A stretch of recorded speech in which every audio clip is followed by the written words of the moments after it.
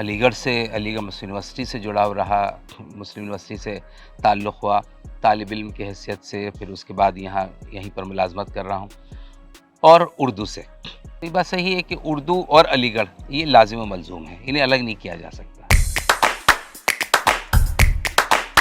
मैं तो अक्सर एक शेर अपने तालिब इल्मों से कहता हूँ कि चमेली और बेले से तो बस गुलदान महकेगा, जो हम सब मिल के बैठेंगे तो हिंदुस्तान महकेगा। इस गंगा जमनी तहज़ीब जिसकी हम बात करते हैं, उसकी बेहतरीन मिसाल ये अलीगढ़ मुस्लिम यूनिवर्सिटी और हमारी उर्दू ज़बान है कि अलीगढ़ से फ़ारिग़ तहसील लोग, इस एमए कॉलेज से फ़ारिग़ तहसील लोगों ने उर्दू अदब में कितनी ज़बरदस्त ग्रां क़द्र ख़िदमत अंजाम दी हैं, जिसमें नाम हाली का आता है। सर सैयद 1817 में पैदा हुए, हाली 1837 में पैदा हुए। हाली के 20 साल बाद शिबली पैदा हुए 1857 में।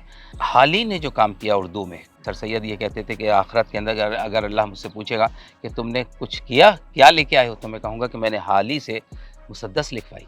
शिबली का मैंने जिक्र किया, हसरत मोहानी ये मैदान जंग के भी सिपाही थे, हिंदुस्तान की जंग आज़ादी के, और उर्दू के भी सिपाही थे।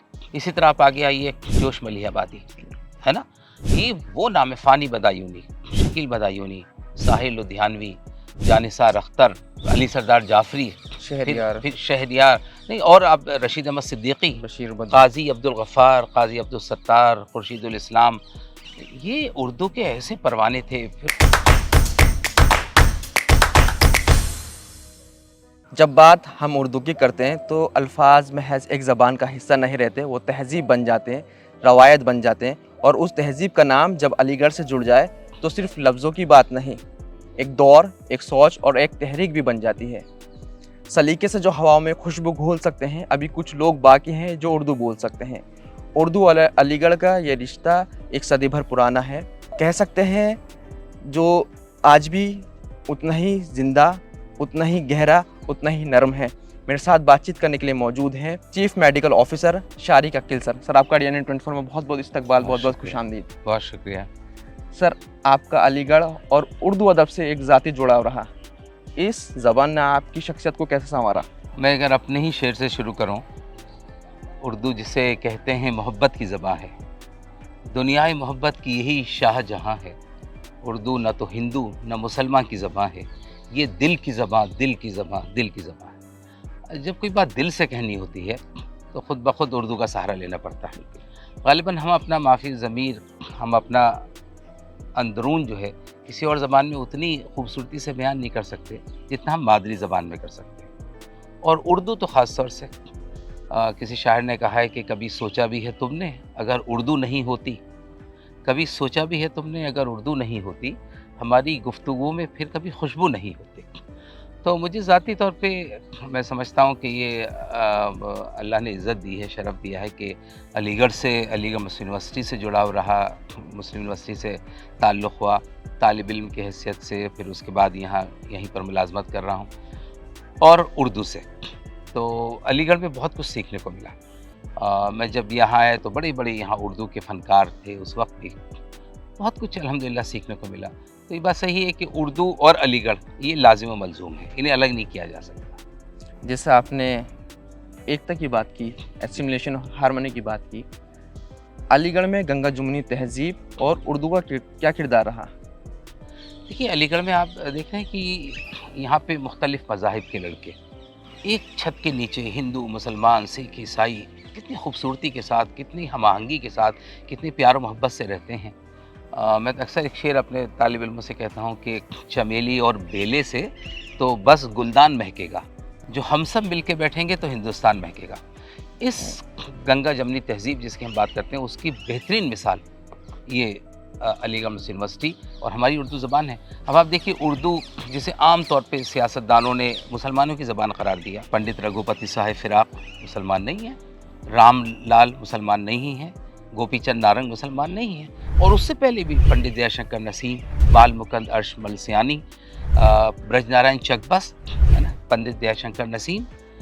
आगे आइए तो उर्दू अदब का कोई भी तारीख़ हमारे गैर मुस्लिम भाइयों के बग़ैर, हमारे सिख भाइयों के बग़ैर, राजेंद्र सिंह बेदी, है ना, कृष्ण चंद, तो ये पूरा का पूरा जो असासा है, कृष्ण बिहारी नूर लखनवी, चंद्रप्रकाश जौहर बिजनौरी। तो ये तमाम की तमाम खुद नाम बयान करते हैं कि उर्दू ने हर मज़हब के मानने वालों को सीने से लगाया और इस ज़बान की खिदमत करने में सब बराबर के शरीक हैं। तो ये इसीलिए इसे गंगा जमनी जो हम तहज़ीब कहते हैं, उसमें अलीगढ़ का बड़ा रोल है। अलीगढ़ में भी बहुत से फ़नकार ऐसे हुए दूसरे मज़ाहिब के, जिन्होंने उर्दू की बड़ी खिदमत की। जैसे आपने गंगा जुमनी तहज़ीब का ज़िक्र किया, जी, तो किसी ज़बान को मज़हब से जोड़ना सही है सर क्या? बिल्कुल नहीं, ज़बानों का मज़हब नहीं होता, मज़हब इंसानों का हो सकता है। ज़बान तो एक तरसील का ज़रिया है, बातचीत जो हम करते हैं, गुफ्तगू जो करते हैं, हमने अपने जज़्बात और एहसासात जो और ख़यालात दूसरे तक पहुँचाते हैं, उसका ज़रिया है। इसमें कहाँ मज़हब आ गया? तो मज़हब का ताल्लुक़ इंसानों से है, ज़बान जो है उसका कोई मज़हब कैसे हो सकता है? अलीगढ़ मुस्लिम यूनिवर्सिटी जब बुनियाद रखी जा रही थी, तो उर्दू का क्या किरदार रहा उस टाइम? देखिए मुस्लिम यूनिवर्सिटी की जब बुनियाद रखी जाए, आपने बहुत अच्छा याद दिलाया, इसी जगह जहाँ मैं खड़ा हूँ, सामने स्ट्रेची हॉल है। यहाँ पर वो पत्थर लगा हुआ है जब 8 जनवरी 1877 को एमएओ कॉलेज का संग बुनियाद रखा गया। अब ज़रा देखिए स्टेज पर कौन था? सर सैयद, जो एक मुसलमान थे। राजा शंभू नारायण बनारस नरेश स्टेज पर, जो एक ब्राह्मण थे, और लॉर्ड लिटन जो एक क्रिश्चियन थे। सर सैयद का शुरू से ये एहसास रहा कि तमाम मज़ाहिब के लोगों को मिल के, अब आप देखिए स्टेज पर ये 3 हज़रात थे, ईसाई, हिंदू और मुसलमान, इन्होंने मिल के संग बुनियाद रखा। सर सैयद, चूँकि आपने ज़िक्र किया कि मुस्लिम यूनिवर्सिटी जब बन रही थी, तो अलीगढ़ जब वजूद में आ रहा था, तो उस वक्त उर्दू ज़बान, सर सैयद ख़ुद जदीद उर्दू नसर के बानी समझे जाते हैं। सर सैयद ने जो तहरीरें लिखी, सर सैयद ने जो उर्दू में लिखा, उसने अवाम में बहुत ज़्यादा बेदारी पैदा की। और असल में जो अदब का काम होता है, कलम और कलमकार का काम होता है कि वो सोई हुए अवाम को जगाए। तो वो गफलत के जो अंधेरे के अंदर ख़ास तौर से मुस्लिम कौम उस वक्त थी, पशमुर्दा थी।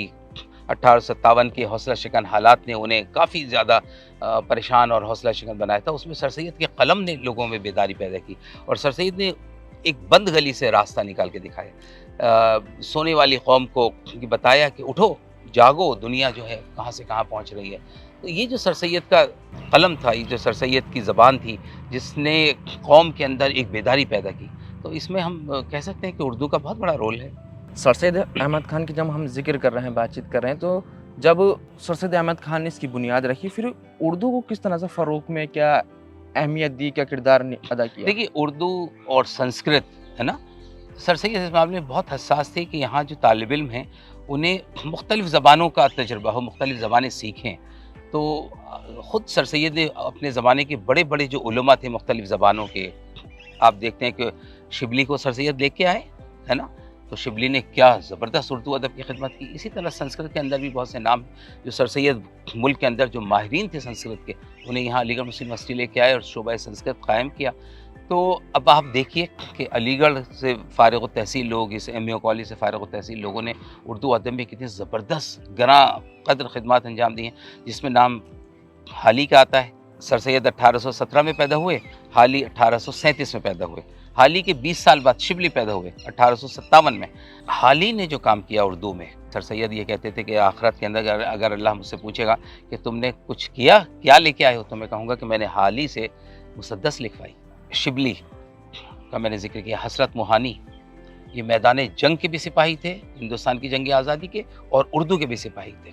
इसी तरह आप आगे आइए, जोश मलिहाबादी, है ना, ये वो नाम है। फ़ानी बदायूनी, शकील बदायूनी, साहिल लुधियानवी, जानिसार अख्तर, अली सरदार जाफरी, फिर शहरियार नहीं, और आप रशीद अहमद सिद्दीकी, बशीर, काजी अब्दुल गफ़ार, काजी अब्दुल सत्तार, खुर्शीदुल इस्लाम, ये उर्दू के ऐसे परवाने थे। फिर और आप ज़रा सा आगे बढ़िए, अख्तर शीरानी, इस्मत चुग़ताई, क़ुर्रतुल-ऐन हैदर, वही जहाँ, रशी जहाँ बेगम, एक तवील फहरिस्त है उर्दू के जियालों की, उर्दू के कलमकारों की, जिन्होंने अलीगढ़ से तालीम हासिल की और फिर उर्दू अदब को उन्होंने जिस खून जिगर के साथ अपनी खिदमत अंजाम दी हैं। आज कोई भी ज़िक्र उर्दू फ़नकारों का, उर्दू अदीबों का और शायरों का अलीगढ़ के बग़ैर मुकम्मल नहीं हो सकता। रहमान आज़मी, कितने बड़े नाम हैं उर्दू के।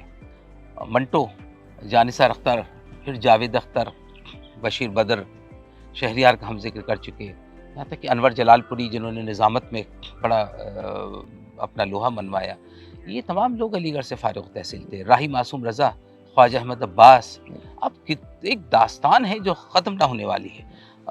वक्त गुजरता चला जाएगा और ये फहरिस्त तमाम नहीं होगी। मौलवी अब्दुल हक जो बाबा उर्दू थे, उनका ताल्लुक़ अलीगढ़ से था। एएमयू में उर्दू अदब और तालीम का क्या मयार है और आने वाली नस्लें जो हैं उनको किस तरह से पहुँचाया जा रहा है? देखिए, अब ये अफ़सोस की बात है कि वो शौक़ ज़बानों का लोगों को नहीं रहा। अब लोग वो ज़बानें सीखते हैं जो रोज़ी-रोटी दिलाएँ, जो रोज़गार दिलाएँ। मॉडर्न लैंग्वेजेस सीखते हैं, फ़ॉरेन लैंग्वेजेस सीखते हैं। मुस्लिम यूनिवर्सिटी के अंदर बहुत से शोबे कायम हैं जो फ़ॉरेन लैंग्वेजेस, मिसाल के तौर पे चाइनीज़ है, फ्रेंच है, रशियन है, जर्मन है, इटालियन है, सब सिखाई जाती हैं। इसी तरह जितनी मॉडर्न इंडियन लैंग्वेजेज़ हैं वो सिखाई जाती हैं। लेकिन जो पहले लोगों को ज़बान से एक जुनून होता था, ख़ास तौर से उर्दू के नावल पढ़ते थे। जब मैं तालिब इल्म था तब भी, यानी जब बहुत ज़्यादा वक्त नहीं गुजरा, हमसे पहले तो बहुत लोग उर्दू के दीवाने थे। लेकिन जब मैं 81 में यहाँ पर आया तो मैंने देखा कि लड़के हॉस्टल में नावल पढ़ने का बड़ा रिवाज था। और नावल अब आपकी पूरी ज़बान को निखारते हैं, आपकी शख्सियत साजी करते हैं और तारीख़ से आपको जोड़ते हैं। तारीख़ी नावल बहुत पढ़े जाते थे। अब उतना तो लोगों में शौक़ नहीं रहा, लेकिन अब भी अल्हम्दुलिल्लाह शोबा उर्दू यहाँ पे है जो दुनिया का सबसे बड़ा शोबा उर्दू समझा जाता है।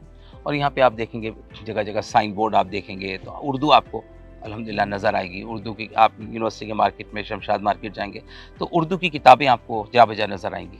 तो ये है कि उर्दू का अलीगढ़ से ताल्लुक़ अभी भी कायम है और मैं तो अपने तालिब इल्मों से ये कहूँगा कि वो सब ज़बानें पढ़ें, सब ज़बानें सीखें, लेकिन ख़ास तौर से उर्दू से अपना रिश्ता मज़बूत करें, क्योंकि उर्दू मुकम्मल एक शख्सियत साजी करती है। उर्दू सिर्फ़ ज़बान नहीं, उर्दू एक तहज़ीब है, एक विरसा है, शाइस्तगी सिखाती है, सलीक़ा और तमीज़ सिखाती है और बहुत सी चीज़ें जो हमारी शख्सियत के लिए लाज़मी हैं, हमें इस ज़बान से सीखने को मिलती हैं। जैसे आपने शोरा का ज़िक्र किया तो मुझे याद आ रहा था, जैसे इतनी लंबी फ़हरिस्त है तो आज भी मुशायरे, उर्दू की महफ़िलें और नज़्मों और गज़लों की महफ़िलें जारी हैं? जी हाँ, बराबर 2 मुशायरे तो यूनिवर्सिटी के अंदर लाज़मी हैं।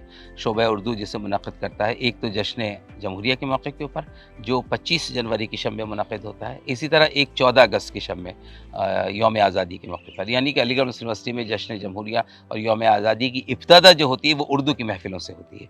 और आज भी बहुत से लोग हैं जो बहुत अच्छी शायरी कर रहे हैं जिनका अलीगढ़ से ताल्लुक़ रहा है। आप देखिए कि शहपर रसूल जो जामिया मिल्लिया में शोबा उर्दू के सदर रहे, यहाँ यूनिवर्सिटी के तालिब इल्म हैं।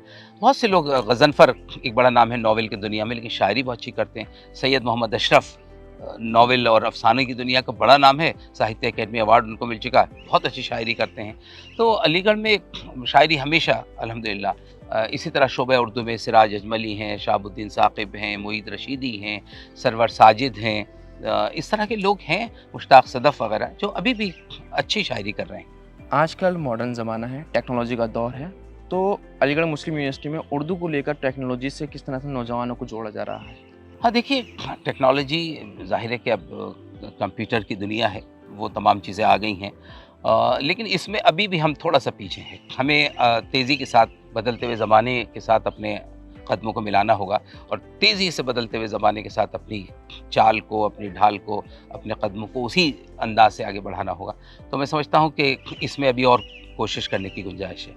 और गवर्नमेंट भी उर्दू को बढ़ावा देने में एक अहम किरदार अदा कर रही है। आपके नज़रिए से मैं जानना चाहूँ तो सरकार किस तरह से उर्दू को और प्रमोट कर रही है? असल में देखिए, ज़बानें इंसानों को आपस में मिलाती हैं, ख़ास तौर से उर्दू। उर्दू तो वो ज़बान है जो गंगा जमनी तहज़ीब, जो मुख्तलिफ़ मज़ाहिब के मानने वालों को जोड़ती है। जैसे आपने जहान खुसरो का ज़िक्र किया, तो आप देखते होंगे जहान खुसरो के अंदर जितनी तादाद गालिबन मुसलमानों की है, उतनी ही हमारे गैर मुस्लिम भाई आते हैं। रेख्ता का आप देखिए, जश्न रेख्ता के जो प्रोग्राम होते हैं, तो उस ज़बान किस तरह जोड़ती है। ऐसा लगता है कि जैसे एक कौमी यकजहती का कोई प्रोग्राम हो रहा है, उर्दू का ना होके। रेख्ता में जब भी शिरकत का मौका मिला तो मेरा यही तासुर रहा है कि ज़बान का एक प्लेटफॉर्म है, लेकिन एक बिल्कुल कौमी यकजहती का एक मंजरनामा पेश करता है। तो इसमें तो सरकार को आगे आना पड़ेगा, क्योंकि ये मुल्क की ज़रूरत है। इस वक्त जो नफ़रतें आपस में कुछ पनप रही हैं, उसका बेहतरीन ज़रिया है कि हम ज़बानों को, मोहब्बत की ज़बान को ख़ास तौर से फ़रोग़ दें। सभी ज़बानें हैं, हिंदी भी हमारी कौमी ज़बान है, बहुत अच्छी ज़बान है, लेकिन उर्दू ख़ास तौर से चूँकि लोगों के दिलों को जोड़ती है। जो मैंने आपसे शुरू में अर्ज़ किया था, अपना एक शेर पढ़ा था ना कि उर्दू दिल की ज़बान है। तो जब दिल से बात करनी होती है, जब दिलों को मिलाना होता है, तो ज़रूरी है कि इस ज़बान को फ़रोग़ दिया जाए और सरकारी सतह पर ऊपर अगर इसकी निगरानी की जाएगी और इसकी पुष्पनाही की जाएगी तो इंशाअल्लाह उसके मुस्बत नतीजे भी देखने को मिलेंगे। सर, उर्दू और अलीगढ़ का मुस्तकबिल किस तरह देखते हैं आप? मैं अल्हम्दुलिल्लाह बहुत रोशन देखता हूँ। मैं समझता हूँ कि उर्दू, शोबा उर्दू और यहाँ बहुत से लोग ऐसे हैं। देखिए खूबी यहाँ पे एक और भी है कि ऐसे बहुत से लोग हैं जिनका उर्दू से रोज़ी रोटी का ताल्लुक़ नहीं है, लेकिन उन्होंने उर्दू में बड़ी खिदमत अंजाम दी हैं। पहले तलबा उर्दू की किताबें, रसाइल और अखबारात ख़रीदते थे और पढ़ते थे, वो बहुत कम हुआ है। तो इसकी तरफ तवज्जो देना चाहिए। ये ज़बान कैसे ज़िंदा रहेगी जब तक हम इसमें अपना किरदार अदा नहीं करेंगे। हम सिर्फ हुकूमत से रोना रोता रहेंगे कि हुकूमत कुछ नहीं कर रही, हम क्या कर रहे हैं, है ना? तो है ना कि शिकवाए ज़ुल्मत शब से तो कहीं अच्छा था, अपने हिस्से की कोई शम्मा जलाते जाते। तो हम अपने हिस्से का चराग तो रोशन करें। हम उर्दू अखबारात, उर्दू रसाइल, उर्दू मैगज़ीन को पढ़ें, उनको ख़रीदें ताकि ये ज़बान ज़िंदा रहे, ताकि वो उर्दू की प्रेस ज़िंदा रहे। इसके लिए बहुत ज़रूरी है कि हम अपना जो हिस्सा है, अपना जो रोल है उसको प्ले करें। और तलबा से मैं ज़रूर कहूँगा, आने वाले तलबा जो अब आ रहे हैं कि वो अपनी तहज़ीब से अपना रिश्ता जोड़ें, अपनी ज़बान से अपना रिश्ता जोड़ें और पढ़ें, तारीख़ को पढ़ें, उर्दू को पढ़ें, यूनिवर्सिटी की तारीख़ को पढ़ें और अपने कोर्सेस के साथ थोड़ा वक्त निकालें। आज जो मैं देखता हूँ कि लोग अब सिर्फ अपने कोर्स की तरफ, कोई इंजीनियरिंग कर रहा है तो उसे इंजीनियरिंग की धुन है, कोई मेडिकल साइंस कर रहा है उसे मेडिकल साइंस की धुन है, कोई लॉ पढ़ रहा है तो लॉ के अलावा वो कुछ नहीं पढ़ना। ऐसा पहले नहीं था। सर सैयद ने इस अकामती इदारा और हॉस्टल लाइफ इसीलिए गालिबन बनाया था कि सब लड़के एक साथ, सब तलबा तलबात एक साथ रहेंगे तो फिर सब चीज़ें सीखेंगे। मेडिकल के साइंस के तालिब इल्म हैं, एक छत के नीचे इंजीनियरिंग के हैं, उसी हॉस्टल के अंदर लॉ के लोग रह रहे हैं, उसी हॉस्टल में मैनेजमेंट के लोग एक साथ, तो मिलजुल के सब बहुत सारी चीज़ें मुख्तलिफ मज़ामीन सीखते थे। वो उसकी ज़रूरत है, उसकी बाज़ियाफ़त होनी चाहिए। और इसमें जो मुख्तलिफ इदारे और अंजुमन यूनिवर्सिटी के अंदर हैं, ख़ास तौर से तलबा यूनियन वगैरह, इनको बहुत एक्टिव होना चाहिए और इनको अपना किरदार निभाना चाहिए। आपको याद होगा सर सैयद ने 1884 में सिडन्स डिबेटिंग क्लब कायम किया यहाँ पे ऑक्सफोर्ड और कैम्ब्रिज की तर्ज पर, जिसमें डिबेट के यानी तकरीरी मुकाबले होते थे और उसकी सरपरस्ती, उसकी सदारत को सर सैयद करते थे। यानी आप समझिए 1884 में सर सैयद को ज़बानों की अहमियत, कम्युनिकेशन स्किल्स का इतना ख्याल था कि आने वाला वक्त में हम जब तक अपने आप को रिप्रेजेंट नहीं कर सकेंगे, एक्सप्रेस नहीं कर सकेंगे, काम नहीं चलेगा। आज भी आप देखिए इंटरव्यूज़ होते हैं तो इंटरव्यू में आप कितने भी अच्छे हैं पढ़ाई लिखाई में, लेकिन जब तक आपकी कम्युनिकेशन स्किल्स अच्छी नहीं होंगी, जब आप को ज़बान पे उबूर नहीं होगा, आप अपने आप को अच्छी तरह रिप्रेजेंट नहीं कर सकते। इसलिए ज़बानों की बहुत अहमियत है। सर, अपने ख़यालात ज़ाहिर करने के लिए और अपना कीमती वक्त देने के लिए बहुत बहुत शुक्रिया। ओके, बहुत शुक्रिया।